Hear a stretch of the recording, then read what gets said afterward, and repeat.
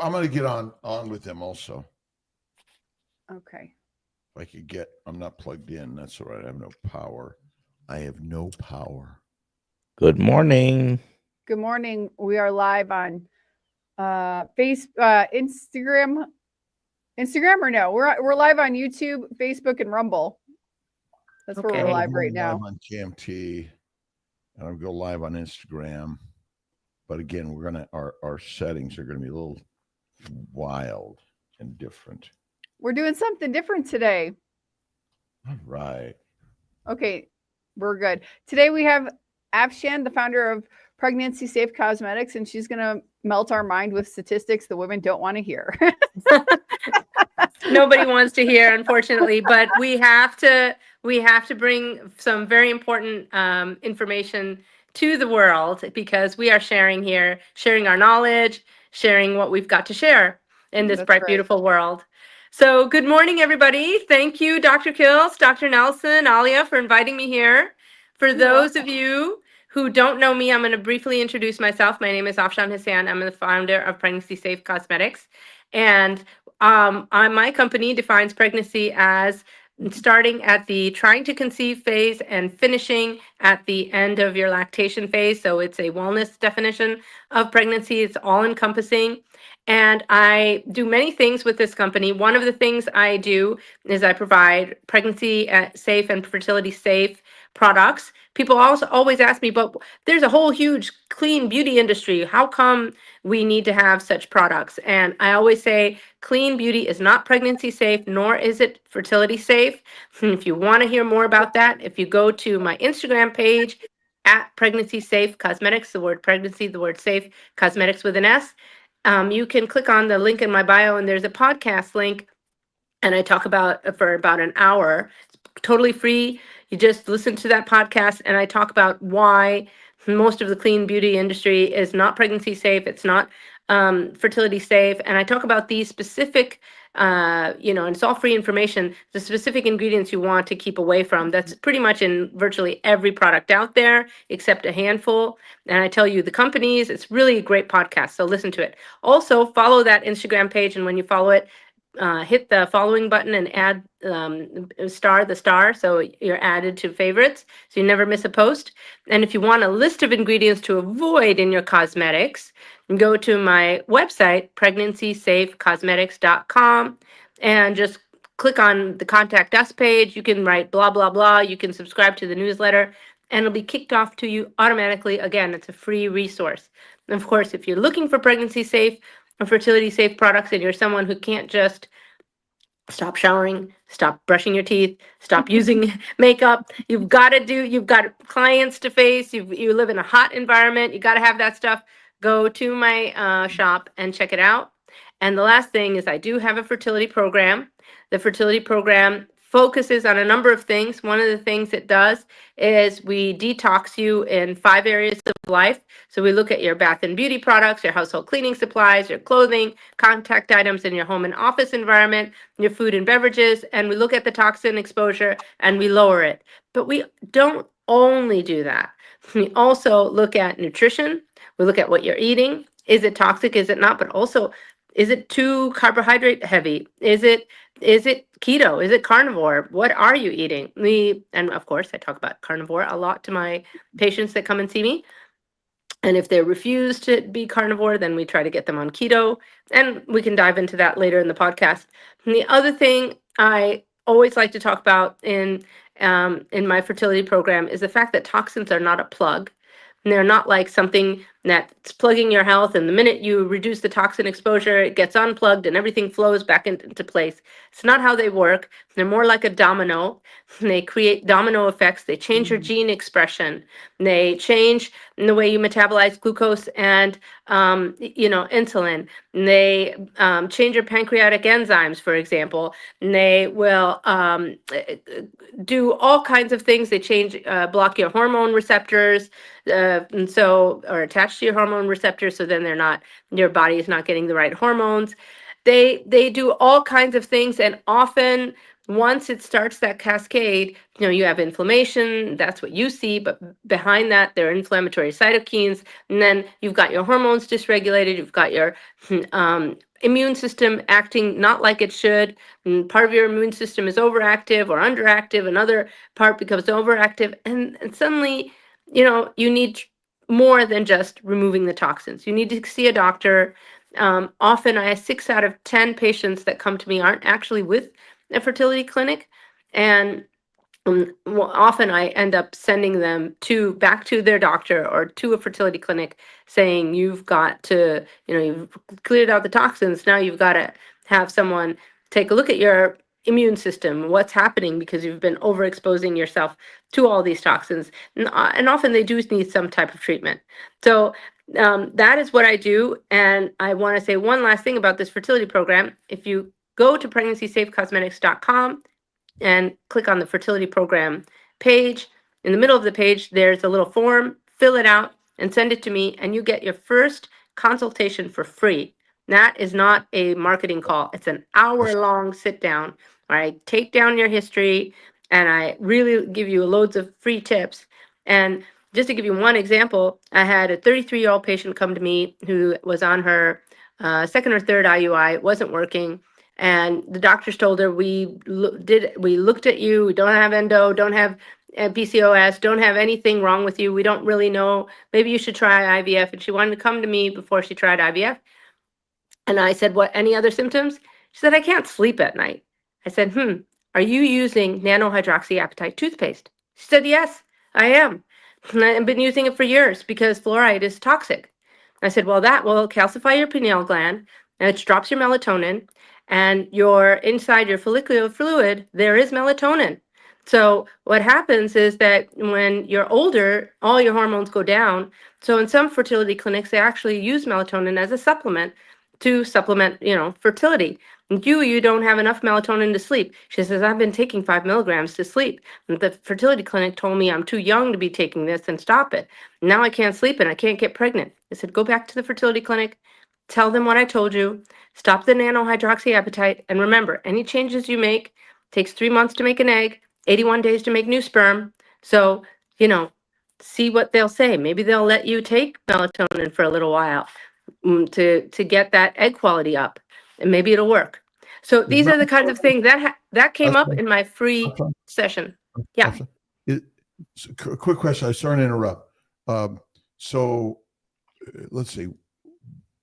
We're all getting sicker, and obviously reproduction is one area, but depression, brain fog, all sorts of energy issues, all sorts of muscular, joint, bowel issues.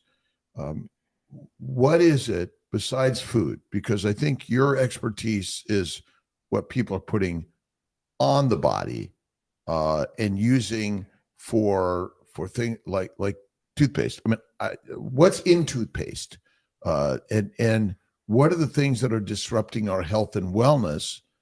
Reproduction is one area that people are talking about, but why do people use these things? And just take toothpaste. Do we need toothpaste? That's a very, very contentious topic. Toothpaste. The fact is, there's no good toothpaste on the market. It's really, really hard. And there are so many. And my mother's a dentist, but she, spent half her life. But she's very into wellness, so she's not just a traditional pushing fluoride kind of dentist. And the most traditional toothpaste, it's fluoride. As long as you spit it out, you're not going to get the neurotoxins. It's not like drinking the fluoride, in my opinion. So the problem with the fluoride toothpaste is it has all this other stuff that is very toxic. It's either a lot of it is straight up carcinogenic. And so you're taking in these carcinogens, or then other really, really, really toxic, that's on everyone's toxin list. So that's traditional toothpaste. And then you go to the non-traditional toothpaste, you have nanohydroxyapatite. You don't want that. In order for hydroxyapatite to work, it has to be a small particle size, micro or nano. The nanoparticles travel and inside they get lodged themselves into the tissue. They have been proven to cross the placental barrier. It's really bad in the sense that now people are coming out with kidney stones, sending it to the lab. It's 100% nanohydroxyapatite. It's crazy. So, it's so you don't want that. You also don't want this silver, colloidal silver. Why would you want to ingest silver and every time you're brushing your teeth? I'm not into a colloidal silver, especially for pregnant or trying to conceive women. I mean, no, I don't want silver in your system. Okay, then you have essential oils. Essential oils are highly concentrated. You need like, I don't know, 4,000 roses to have a little, a few little milliliters of essential oil. You're just ingesting plants. Hundreds of years ago, you couldn't get essential oils just like that. You would have to go to apothecary. You would have to have a healer. It was like medicine. And now we just essential oil it up. They're endocrine disrupting. Only certain subcomponents of certain essential oils are okay. It's you got to study it. You got to know it like a pharmacist. And people don't have that idea. The body doesn't like toxins, whether it's bleach, essential oils, plants, you name it, doesn't like toxins. The body doesn't want it, and we don't want it. So toothpaste is tough because we need something, and and some people say use the sodium bicarbonate, what do you call it, baking soda. And then other dentists will say it's harsh, it'll draw out your enamel. Like many, many years ago, they used to use bark, and they still do in places like Pakistan. They use bark. So, I have a question. Oh, wow. mhm. Hello. Yeah. What is wrong about using maybe your toothbrush and just water? Well, it depends. Again, do you floss? Do you have periodontal disease? There are high levels of if you have a lot of periodontal disease, you don't floss, you don't do it well, you kind of just go like this. It kind of depends person by person. There are some people who don't, they just brush with water and a toothbrush and they go see their dentist and they're fine. Others who do it and they go see their dentist and they have a problem. Periodontal disease and bacteria in the mouth is linked to miscarriage. It's linked to problems, I don't know why and how, but with sperm quality as well. There are studies out there with that. So I think that, it's hard to say. And again, I when it comes to toxins, people like to just say, hey, you know what? Here are 5 hacks, 10 hacks, and you can avoid it, and that's it. And what I like to say, and then there's the issue of bad breath. A lot of people who don't brush or brush like that end up having bad breath, which is not a mouth issue, it's a gut issue. What are you putting in your gut to cause this bad breath, right? But at the end of the day, they want something. And so they use all these toxic mouthwashes and everything else, and because they're client facing. And if you are like that, again, you need to lower your toxin exposure, and you need to also see where are you at if you're trying to get pregnant in your fertility journey. That's why in my program, we address nutrition, we address your toxin exposure, and then we just look at your fertility journey. We look at your lab work, look at, to try to understand what effects these toxins are having on the body. And just to give you a few statistics here, because I like to give statistics, phthalates are in they're in 80% of products. They're in perfumes, they're in tallow you use on your skin or to cook with. They have, some tallow brands have had like huge amounts of like thousands parts per billion. I mean, way more than what the EPA recommended daily allowances or limit is of phthalates. So I have a list actually, if you want, and I'll send it to you for free. This like paleo, I don't know. There are like 8 of them that got tested, and many of them had phthalates. You don't want phthalates because 40%. There's a 40% increase in people who use phthalates on a daily basis, a miscarriage. There's a 20% increase for decrease in sperm count with phthalates.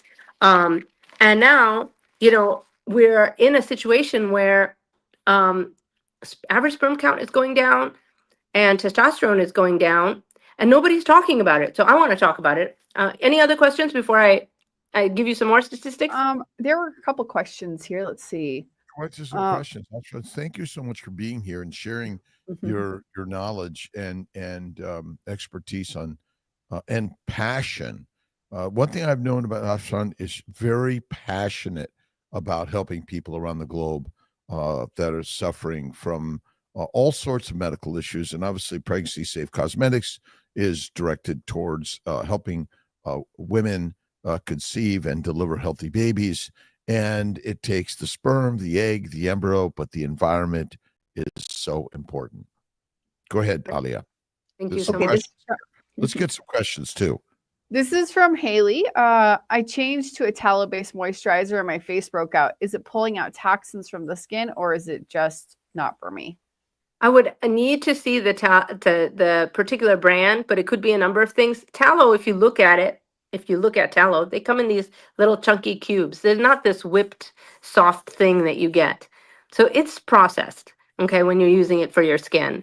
And the question is, what do they put in it to make it go into the skin? Often they put other stuff in it. They'll say that the law is that if the tallow you're using is grass-fed, grass-finished, that you can say that.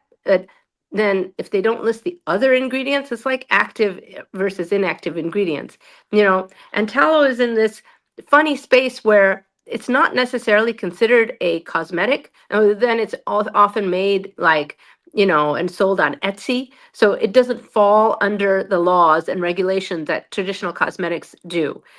So I'm guessing it's something in that tallow that could be causing it. Your face to break out, like some kind of toxin. It's not pulling out, but no, it's not pulling out toxins. That's not what it's doing. Tallow doesn't do that. Neither does it would be like putting olive oil on your skin. Would it pull out toxins? You're reacting to something in there, and it may not just be for you. I guess if you produce and make your own tallow, which is probably the best way to do it, and you have to be careful because if you overheat things, it does damage them also. I know recently I gave my daughter some tallow cream, and in very tiny print, very tiny, I mean microscopic tiny, it said that they add some essential oils to it, and which is like we decided not to use it because of that, because essential oils, as you mentioned, contain plant chemicals that may be a factor. Oh, they're hugely problematic in my opinion. They're hugely, and for anyone who thinks I'm crazy, because people are very passionate about essential oils. In 2018 or 2019, the entire there's an association called the North American it's the Association for Endocrinologists of North America or something like that. It's the North American Endocrinologists Association. They had the 100th annual meeting in Chicago in 2018 or 2019. And their subject, their decided subject that they wanted to talk about was essential oils.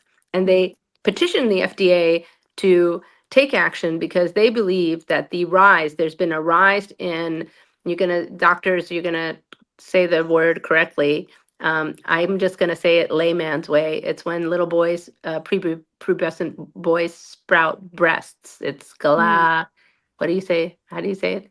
Galacto. I can't say it. Well, galactorrhea is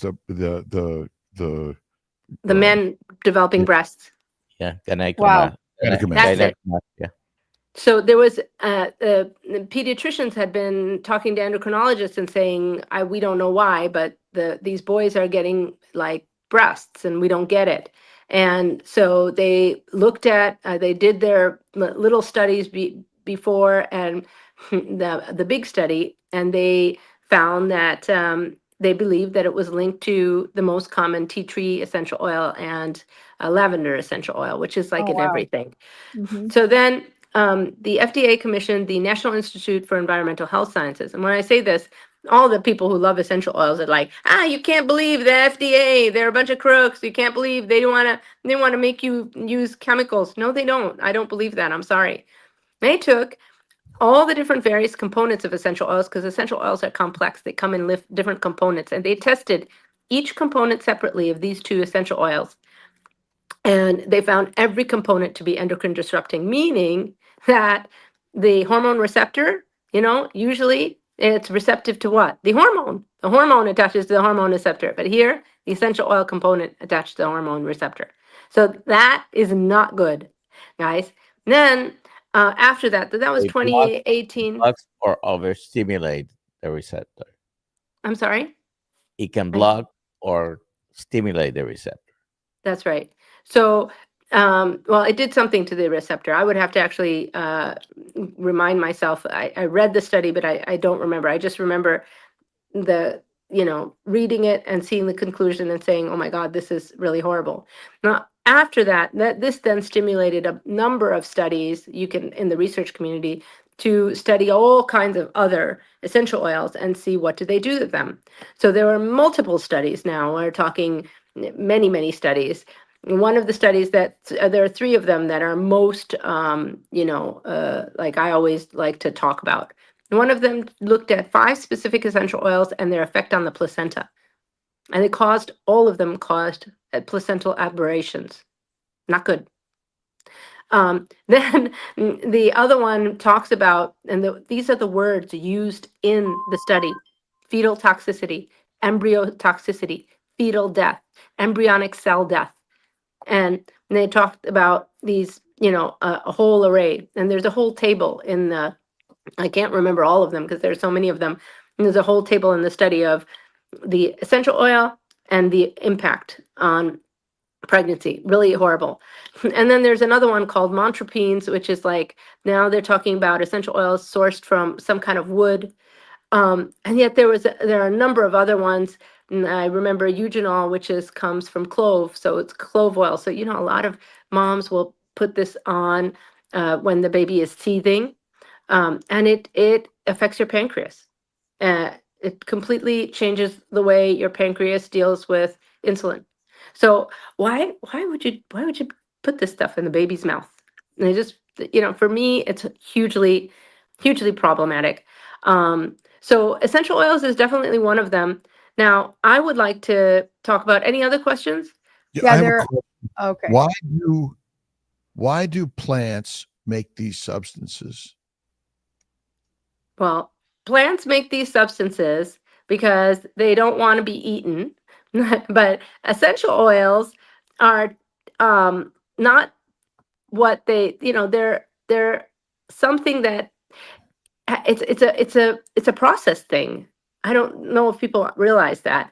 You have to boil it, distill it, and squeeze out the oil out of a plant. So does a rose have oil in it? I mean, can you just no, you can, a lot of these plants, if Well, they and do, they're but pure in minute amounts. They do, but in minute amounts. And minute that's what- amounts, but I think it takes like 4,000 roses or something insane like that to create a tiny little bit of essential oil rose, like this much, like a milliliter. So you're literally doing something unnatural to the plant itself. And then again, it's another form of processed food or processed thing.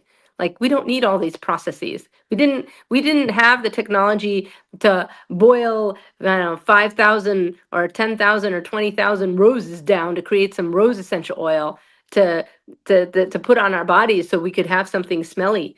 It's just so unnatural. How about candles? Candles are also unnatural. They are usually unless you use certain types of, there are certain types of like beeswax and things like that you can, but again, what do you put in them? Do you put essential oils in them? Again, a problem. People say, oh, but I'm just going to use a couple of essential oils drops in my vaporizer. Okay, so here's the problem with that. It causes seizures. Now, I personally know my daughter's daycare owner, when she was pregnant, was putting eucalyptus oil, and eucalyptus is you can Google, you can go to PubMed, type in eucalyptus oil, type in seizures, type in children, causes seizures. It triggers seizures in pregnant women, especially in children under 5. So again, you don't want these essential oils, but so and here we're talking about plants again because I think in the carnivore community, it's a very easy way to make people understand that they should stick to animal-based products and to eat. Because if I offer a human being a chance to drink a cup of bleach, nobody will, because they all Right. know that's toxic. But if I ask them, here you go, did you know that plants were toxic? They won't think of them as toxic. So it's a great simplified teaching point.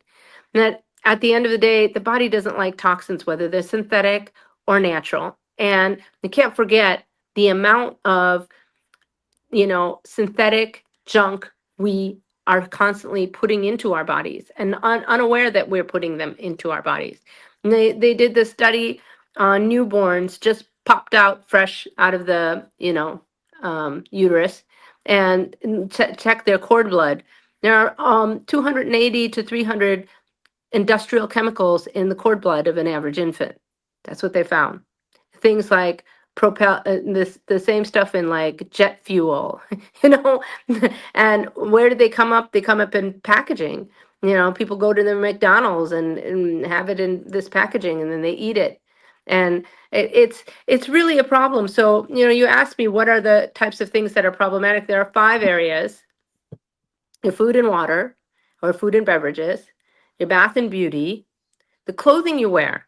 Most Adidas, Nike, Lululemon, the bras, the underwear, the things that you have that touch your body. If it's not organic cotton undyed, chances are that you are actually putting this stuff into like BPA into your system, and it's often be somewhere between 42 to thousands times the limit of the EPA set maximum. And what does that do? That blocks embryo implantation. I have one of my patients that came to me was actually a director at Lululemon. And I told her, and so was her husband, they were in Lululemon head to toe. And I said, and she was only like 38 years old. I said, you got to stop that. You got to just take that and change it. So, and so it's your clothing, it's your contact items in your home and office environment, and it's your household cleaning supplies. Everybody who's carnivore but using these toxic like phthalate filled, all these other chemical red dye, blue dye filled stuff that in your dishwasher, and then you take it off of your dishwasher, you don't rinse it. It's stuck on there. You can shine a light on it and see the stuff on it. And then you put your nice steak on there and then you kind of eat it and now you're eating it and it's filled with your steak, So all these things are having an impact. And just to see how impactful, can I give you some more statistics on how it's impacting us and our future? Yes. Any other quick questions? We love with this. Any questions, Dr. Nelson? Not at the moment. If it was for me, I would eliminate all essential oils or candles in the house. Well, let's see. So we wear clothing, and last I looked, did you collect the cotton and spin it and make your own clothing? But even cotton, which is from a plant, it could be antigenic and inflammatory. I mean, it depends really. Is it processed? If it's organic cotton, But cotton is a plant product that is also potentially antigenic and inflammatory. I mean, the plant cotton didn't make it say, "Hey, I'm going to make this for you humans to make clothing." Right. So we're still potentially getting antigenic or inflammatory products from everything we breathe, drink, eat, wear, and paste on our body, right? Yeah, absolutely. We are. So, and if you want a animal alternative, there is merino wool, which is cool wool. There's a form of merino wool which is called cool wool. So it's incredibly thin. And so it's a wool product, but you can kind of wear it during the summer. Soft. Well, I guess then I guess we're going to have the naked morning show but then we have to stand up, and so that might be a little challenging. But okay, I'll be quiet. Go ahead, Asman. So, so let's talk about declining sperm counts. In 1971, the average sperm count for the nation was 97 million sperm in 1 tiny milliliter of sperm output. That number dropped in 2011 to 47 million. And this is based on a 40-year study that looked at sperm counts over 40 years. And now that's already a big, huge drop.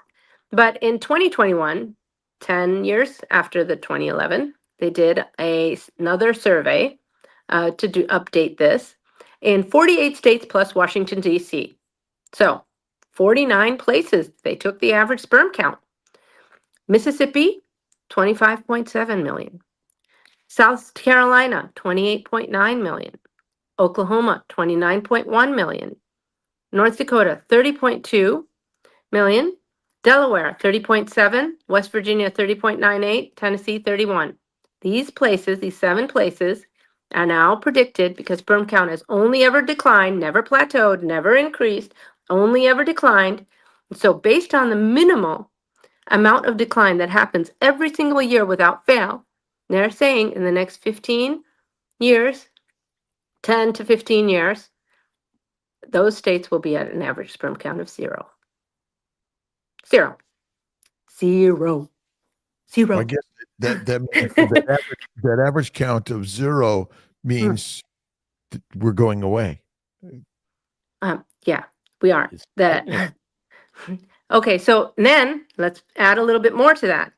Only 9 of the 49 places that were, where the average sperm count was taken, had a sperm count of 41 million or above. Because remember, in 2011, the average sperm count was 47 million. So we're talking now, and at the World Health Organization used to, I think they dropped it, but in 2017, they had said that it was 40 million. When we dip below 40 million, we should care, because this means we're on the path of most people having trouble getting pregnant.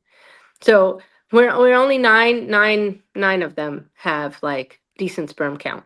And the rest of the 40 out of 49 have under 40 million or under. So this is really problematic, because the maximum, now they're saying, let's just say, 40 years, they're expecting not even 9 states to have sperm count of average sperm count of higher than 0. So in 40 years, we'll have, 40 of these 49 places, average sperm count 0, maybe more. Maybe more places, maybe all of America. So is there something in common with the top states and the bottom states? So the what top do they states, have in common, that they're producing at least higher than the others, or lower? The majority of them, like I said, you have these 7 that are between 31 and 25.7. And then you have, I think, 5 of, maybe 9 of them that are above, they're 41 and above. And then the majority of them are between 30 and 40. But if you look at the bottom low states, they're not all agricultural, because you've got Tennessee, West Virginia, Delaware, North Dakota, Oklahoma, South Carolina, and Mississippi. Why Delaware? What's in Delaware? What pesticide is in Delaware? I don't see it. Maybe, so usually sperm counts are hit hardest where there are pesticides sprayed, because pesticides just have a very negative impact on sperm count. But Papa Carnivore is depressed by today's conversation. The reason why I'm bringing this to the carnivore space, let me just take a pause and say something positive about us. One person can do a lot. Look at everything Dr. Kiltz is doing. Look at everything Carrie Mann is doing with Healing Humanity. Look at everything I'm doing. My program is very cheap. It's $25 per person for an hour with me. That's cheap. Okay. I do this really to help the world. However, what we can do together is so much more. And we have some powerful people in our carnivore community. We really do.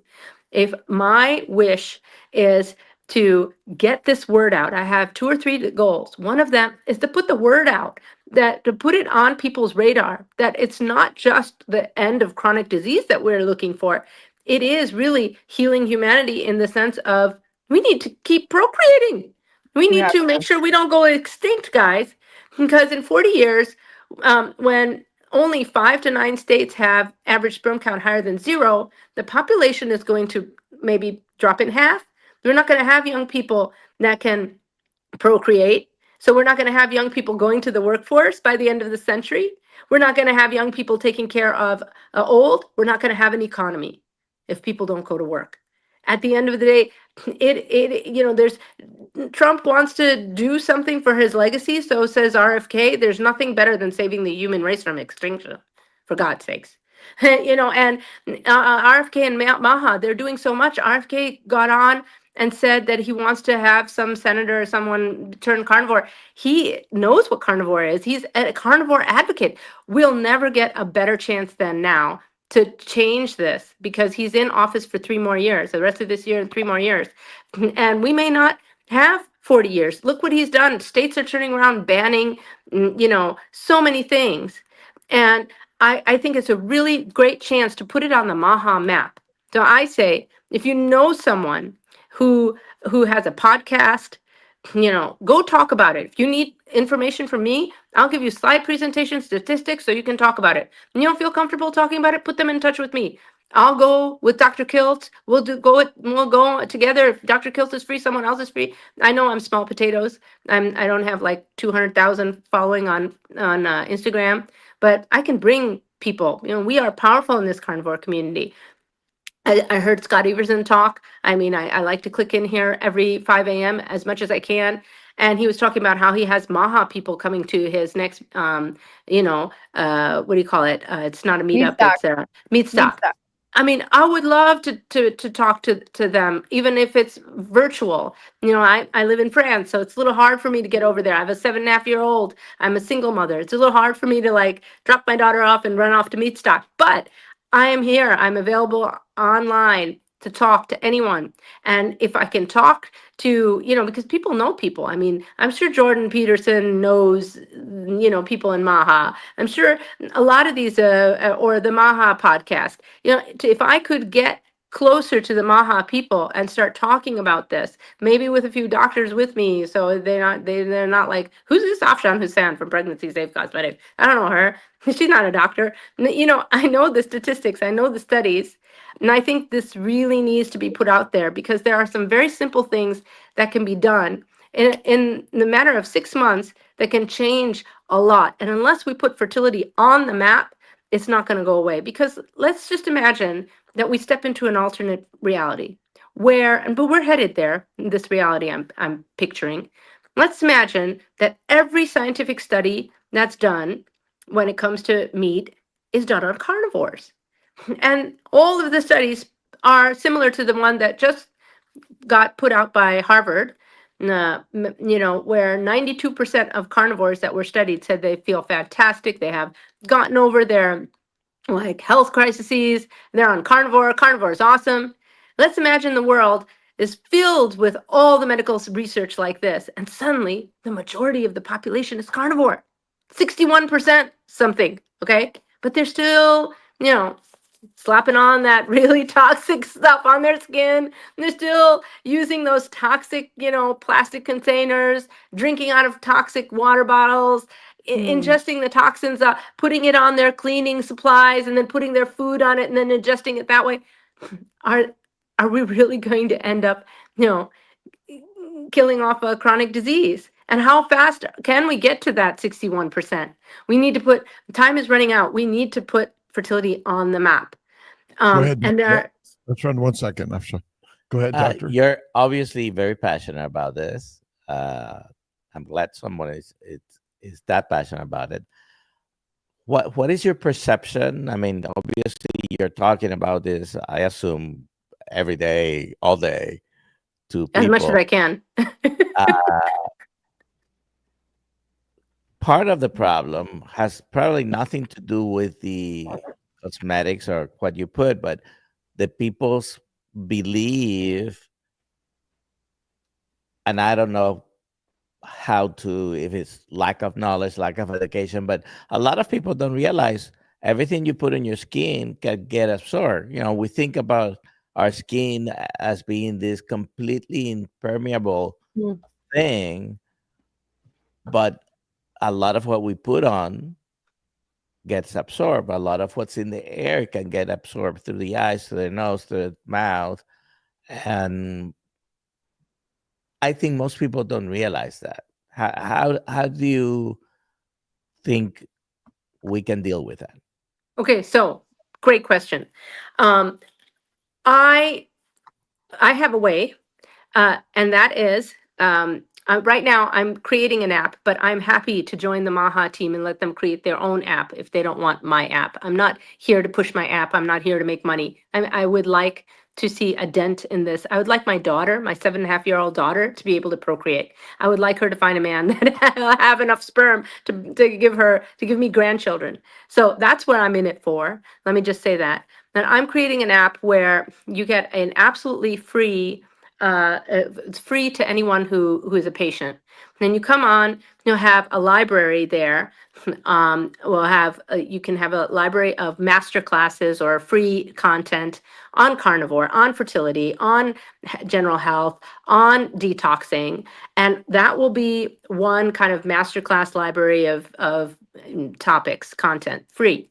Then you'll have a dashboard, also free, and you can upload your bath and beauty product. You can take pictures of all the ingredients of your bath and beauty products, of your food and beverages. If you're eating out of boxes, which you shouldn't do, you should eat, fresh cooked steak from a butcher. But anyway, you can take all those pictures. You can take pictures of your household cleaning supplies. You can upload all this information, as well as take a patient intake, which will then log in your diagnoses, your symptoms, and also your goals. And you can upload pictures of your supplements and your medications. Hit a button and that will go to your practitioner. Right now, practitioners, there are a lot of coaches that do this, but that do health, but they don't want to look at this because they don't have time to look at this. It's too hard for them to decipher. That's why I have a business focusing on this. But I'm one person, and I get when I deal with 10 couples, I'm dealing with 20 people because it's the man and the woman. And that's a lot, and I'm giving them 6 sessions, 5 to 6 sessions, 1 hour. That's a lot. I'm only one person. I'm creating an app that will be able to not only upload all this information, but connect all the dots. So, when that patient comes in and her only symptom is that she can't sleep and she's using nanohydroxyapatite and she's not getting pregnant, ding, ding, ding, ding, ding, the app will spit that out. And it can be used by any practitioner.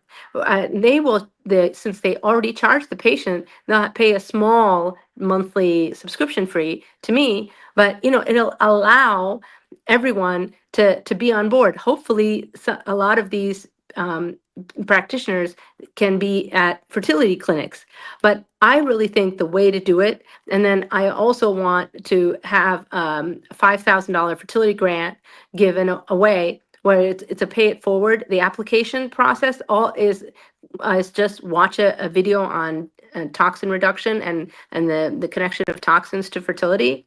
And once you watched it, all you have to do is upload your information and you've applied. There will be a $5 fee, but that fee doesn't come to me. It goes to a nonprofit that then administers the grant. And if I can get enough fertility clinics to tell their patients about it, enough people adopting it, I think it would go. But the government can do this. I mean, Donald Trump signed an executive order saying that he wants to look into giving IVF access to everybody because of the declining in sperm counts and what's happening, because they are kind of aware, they just don't know what to do about it. Well, how about an app? I mean, this guy, RFK, has so much reach. He stands up, the whole darn world will be using the app. It's very simple. Get them to, apply for, everyone wants a grant. Even if you're rich, you want that 5,000 grant. You'll watch a 6-minute video on toxins and how everything, you know, get some doctors to create the content for it. The content side is free. You know, and I'm looking for content. I talked to Carrie Mann. I said, Carrie, send me over anyone who is a woman or a couple who went carnivore and got pregnant. I want to put it on my app. You know, and I'm beseeching everyone, connect me to people who are doing podcasts. Talk about it yourself. Send me those women and those couples who have, you know, gotten on a carnivore diet and have gotten pregnant. I want to know about them. I want to put them on my app. It's going to be free for the world. It's the practitioners that'll pay a subscription fee, but a small subscription fee, not like, you know, and they can charge for it too. They charge for it. You know, which practitioner practices for without charging something? So so you know, I want to do that, and I think it's really important. So and I think that's the way to go. So I don't know. I don't, if that's an answer to your question. Who's responsible for your health? You are. That's right. And I think that's what all of this is about. We're not waiting for government or anyone else to give you the answers. And that's been part of our problem. We've been hoping that someone else will ban this or that. Ultimately, you decide what goes in the mind and the mouth and what you put on the skin and how you embrace life. And so by taking control, learning all these things, but then practicing them and doing the elimination is so important in building your health and wellness for yourself and your family. Do you want to take this question, Alia? Do you want to Sure, read it? Stevie. I'm doing carnivore for weight loss, was doing really good, but gained 5 pounds. The only thing I ate was shrimp and flounder. Could that be the cause? Seafood. Oh, can I pipe in on this? Sure. Please. So seafood contains a lot of plastics. It's a very high level of plastics. They ingested even little shrimpies, and plastics breaks down in your body. It's in the type of microplastics. What they contain are toxins called obesogens. It Oh, makes your and that's not my word. That's the medical community's word. Obesogens. You can look it up. Wow. So it changes the way your body metabolizes everything and for creating fat. Why? Because the toxins will be stored in the fat to sequester it away from your vital organs. And your body is protecting yourself by creating that fat. And the more of these obesogens you take in, so I would say try to go to grass-fed, grass-finished meat. If you're going to have grass-fed and grain-finished, make sure it's organic because the grains are filled with glyphosate and they eat that and it does make its way into you. So that's what I would suggest. That's what's happening. So I want to, this is one of the, eating food is done in order for the body to make fat. Fat is not toxic to our bodies. It helps. It is the building block of our body. So no matter what you eat, you must make fat in order to be alive. Mm-hmm. And so the idea that carnivores all are going to drop 50, 100 pounds. I mean, certainly if you're way overweight, there is a high incidence that you're going to be more satiated on eating fatty meat and you're going to lose the weight. But it's not only a food lifestyle, it's a movement lifestyle. So I think the issue is simple is we're supposed to get fat, Dr. Nelson.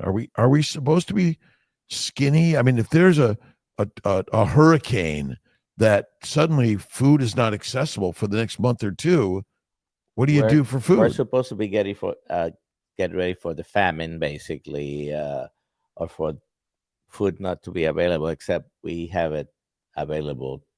It's 24/7, 365 days a year in excess. But also, fat protects us. You know, fat is protective. Wouldn't you agree, Dr. Kilt? Fat is protective against inflammation, against many things. And fat in the body is protective against toxins. So it's Well- not a toxin. It's protection against toxins. And your body will create more of it the more you are exposed to toxins. Well, is the fuel for the body. Glucose is not the fuel for the body. And fat is the building block of your body, adipose tissue. Absolutely. And so I think the one thing is we need to do is stop. We got to get rid of this idea that fat is bad. Fat is the best. Fat is good. And so if you want to lose weight, move more, eat less. If you want to gain weight, well, eat more and move less. And really the formula is very simple in all this. But I think the Ashran is commenting that whatever we breathe, drink, or eat contains a lot more toxins than 50,000 years ago. But it was dangerous back then too. Yeah, except that we have exactly today, but yeah. Questions. Let's go down the question list, Ali. Yeah, we gotta- I want to say one other thing before. I just want to pick up on something Dr. Kilt said. Well, I said if you know someone on a podcast, or if you know someone at Maha, or know someone that knows someone at Maha, put me in touch. I want to say two things about that. I'm not waiting for Maha to come up and put something together. I'm building this app, but Maha community has a large voice, as does the carnivore community. And when you build something, you can stick it on a shelf and put it in a box and no one will know about it, or you can kind of put it out there. And so I need help putting this message out there and putting the tools out there to kind of, help the situation. And I think an app with free content for everyone on all of these issues can really, really help, because as Dr. Nelson said, people just don't know it's toxic. And people, and if you have free content on how toxic toxins are and how you can help the situation by eating carnivore, I think it's really helpful. And there are carnivore apps out there, but again, if the Maha community is talking about those apps, or my app, or their own app, the message is going to go further. So let's put it out there. My email is info at pregnancySafeCosmetics.com. You can get in touch with me that way. We'll put on the link. All that is in the description. Going in the link, and we're going to share with everyone. Alia, a Yeah. couple of questions. Sure.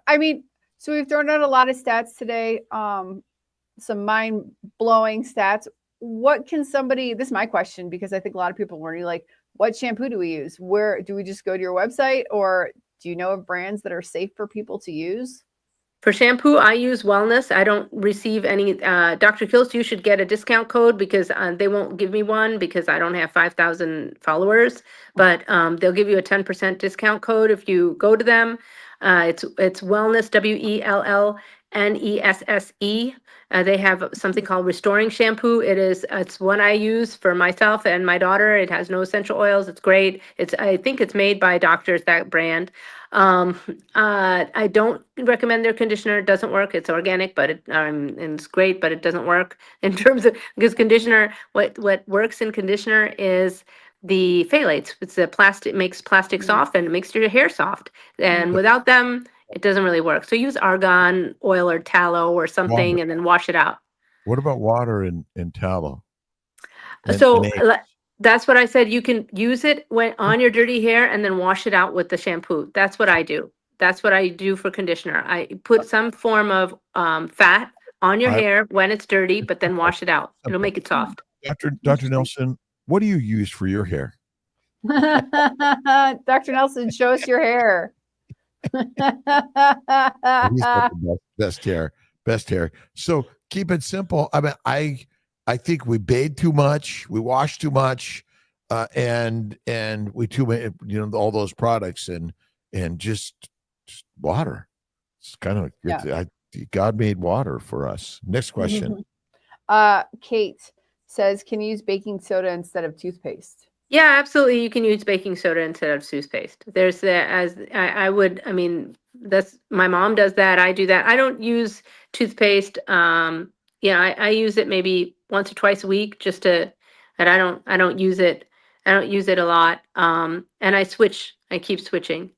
But if anyone wants me to go and do a bath and beauty review, just contact me. Just contact me on my Instagram or whatever. And I do charge a little for that if you have like 25 products, because 25 products takes me 3 hours to go through. And until my app is built, I can't do it with a button.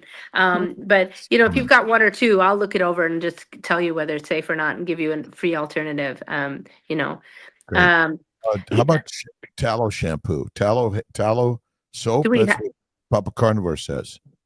Well, again, it depends on whether they're phthalates or not. Send me the picture of your tallow soap and I'll look it up on my list, because there were like, I don't know, 15 tallow products that were tested and that did have phthalates in them. Again, it's just an ingredient that for cosmetics makes people able to process whatever you put in there so much easier, and it makes it more effective. So people think it's the tallow, but it's actually the plasticizer that you're using on your body that works.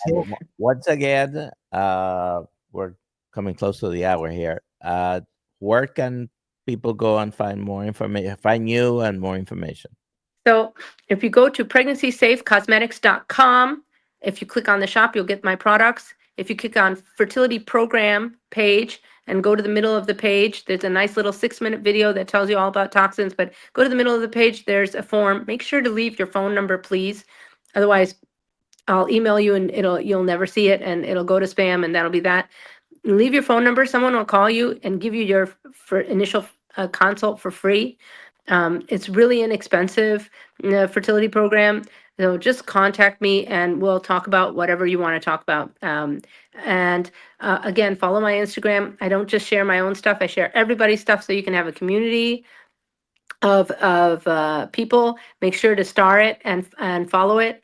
And aside from that, if you are a doctor out there and you want to change the situation with fertility, let's get together, because I have tried to contact Dr. Mark Hyman, who has this thing. He has an alternative insurance for people who can't, whose doctors won't write them the script. But it gives you 100 labs for $500. I contacted him about creating a smaller thing where, because a lot of my patients, they're HMO, and access is a really big problem. I have PPO patients who have to wait 6 months before they get an OBGYN appointment, and HMO patients that will go and then they'll say, well, you have to be trying for 6 to 12 months, and then you have to go to a fertility clinic, and we won't even do your basic day 3 labs. And I feel like basic access to care is such a big, really important thing, and we can nip that problem in the bud. So number one is everyone should have access without a doctor, without a healthcare industry. But ultimately, if you just simply do these simple things, you don't need to do any testing. You don't need to go to the doctor for general health and wellness. I mean, preventive medicine, have we proven that it makes us healthier? A lot of studies in a lot of areas don't show any benefit at the end. No, but I was talking about fertility. I was just talking about people who want to get pregnant. Well, my point a little bit is we're already giving you knowledge that you can do this on your own, and you likely don't even need to get any testing. And so if you give it 3 months, clean your act up, get rid of all the added stuff, go carnivore, and you'll see a significant turnaround in all of your health markers, which usually is sort of a mindset more than anything. I always say, I am fertile, I am healthy and well, and I don't listen to all the news and then take it into my mindset and say, oh, I better go do this, this, and this. And in fact, your information you're giving already is helping so many people. Yeah, it does help. It does help. But there are people who, have tubes that are tied and they don't know that. And so, or they have some other issue going on. I always say it breaks my heart when I have a 22-year-old coming to me and saying I've got painful and heavy periods and my doctor won't evaluate me for endometriosis. Wow. But the point is, okay, unless you've had your tubes tied, the point is that your blockages can be healed through everything we're teaching you, even naturally. So the idea that you need to get a test, because we know there's so many people that the doctor said, oh, you'll never get pregnant naturally. And then they did. Yeah. And so my sense is that you're giving information to help people without all the testing, because give it 3 months and if it's not working, then you're saying, okay, let me go get some other testing. But there's so much we're giving a natural that are helping so many people. Ali, any other real, pressing comments or questions we want to get out here? And while you're looking, I want to say Dr. Kills is absolutely right, because I have a great success rate. Like 70% of my patients end up getting pregnant, which is phenomenal. Great. And, and most of them are in their 30s. So I think it's phenomenal. I think we've covered basically more or less everything people are asking here through the live stream. Coach Lisa says insurance can again be a huge scam. Nobody can insure your life but you. Yeah. Right. You gotta Well, sometimes people don't want to listen to what I'm going to say, but education, universities, the cost, it started to skyrocket after loans were available. Insurance sometimes is a snowball where more access is granted, and that also skyrockets the cost. We'll leave it at that. We didn't talk about God yet. Oh, yes. God is very important. What's her name? Nellie. Tia. All right. What's the prize today? Oh, you're going to love this. It's a half an hour coaching call with Dr. Nelson. So everybody needs to put in hashtag Dr. Nelson into the chat. You got 1 more minute to put hashtag Dr. Nelson. Turned into a hashtag. Finally, I made it. For a half an hour coaching call with Dr. Nelson, put hashtag Dr. Nelson into the chat. And what about a half an hour consult call with Afshan also? Yeah, well, you get an hour free with me if you just fill out the page. That's what I was trying to say. It's not a marketing call, guys. I sit down, I take your history, I look at all your bath and beauty products. I mean, I ask you about them. It's honestly, I give you free tips. That woman who came to me with the nano-hydroxyapatite, she didn't pay me a darn thing, and I gave her that, and I told her go back. And I can't tell you how many patients I've seen, because everyone that comes to me, I say, you want to know what I'm all about? Give me an hour of your time. Give me your phone number and give me an hour of your time. I'm not gonna even take a credit card. And I sit down with every single one of those patients that come with me. And then usually afterwards, when they see what I have to offer, some of them buy some of my products, some of them actually jump in on board on the detox program. So it's really great. Just go to pregnancysafecosmetics.com, click on fertility program, fill out the form, and you will get your hour for free with me. And it's not a marketing call.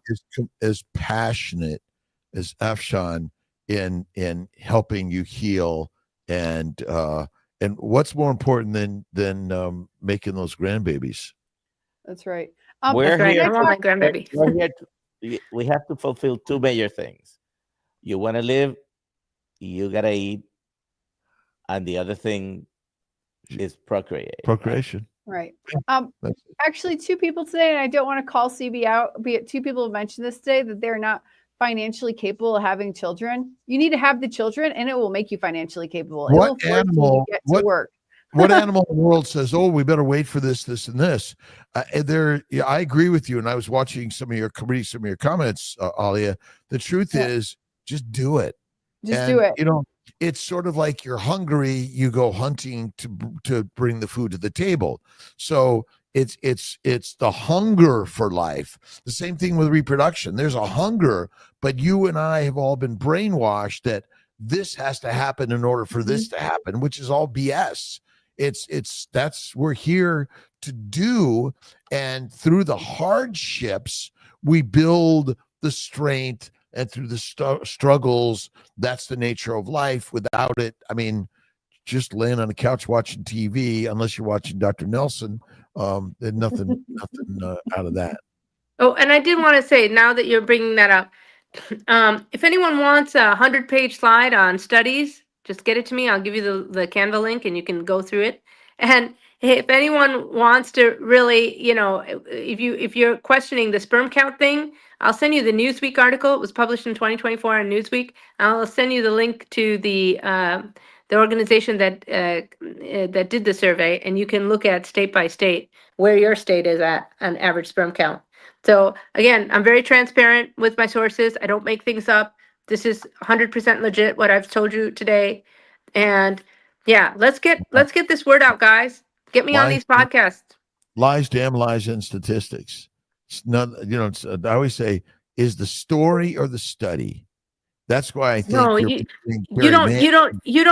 you don't need to choose though when the science is on your side. I believe we need to be the other science, not the anti-science movement. The Well, it's other story. science. It's the stories. 'Cause science in general is someone wants a PhD in something and to get a degree in order to reproduce, actually. No, you don't need that.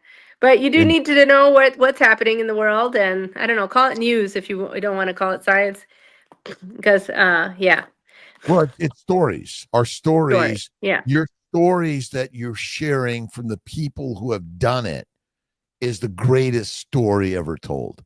That's Yep. where I think that really powerful thing is. Alia, who's the winner? The winner is going to Who be, drum roll, Who please. wins the date with Dr. Vasquez? Who wins the date with Dr. Vasquez?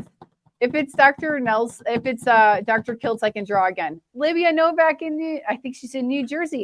Oh, and she's from Colombia. You guys can have a conversation in Espanol. Muy bien. Libya, right. what you're going to do is you're going to actually email Nelson at drkiltz.com and arrange when you guys can do that. Nelson at drkiltz.com. Congratulations. You're the first person. I think we'll do only one of these a month. So you're the lucky duck this month. There you Awesome. go. Awesome. I think Thank you so much for Dr. Kills for having me on here, for giving me a chance to speak. We should talk about initiatives we can do together too. all And of us. I yeah, agree with you. And the most important part is, and everyone listening, you're responsible for your health and wellness, nobody else. And you're reading, you're listening, you're learning, but take the initiative and make the changes. If you keep on doing what you've been doing and you're expecting something different, what do we call me? That's the definition of insanity. I am right? insane. Oxon, thank you so much for being here. thank you. We are so Thank you. appreciative of your passion and Thank you. energy, and we'll keep following and keep sharing together, all of us. God bless. I am so appreciative of you, Dr. Kiltz, and all the people that you bring together every single day. And you're out here, you're always sharing your truth, and yet you go to work after this. It's amazing. You're an inspiration to us all. You're an inspiration to me. God bless. And let's hear it up for Dr. Kiltz. Be insane. Yay.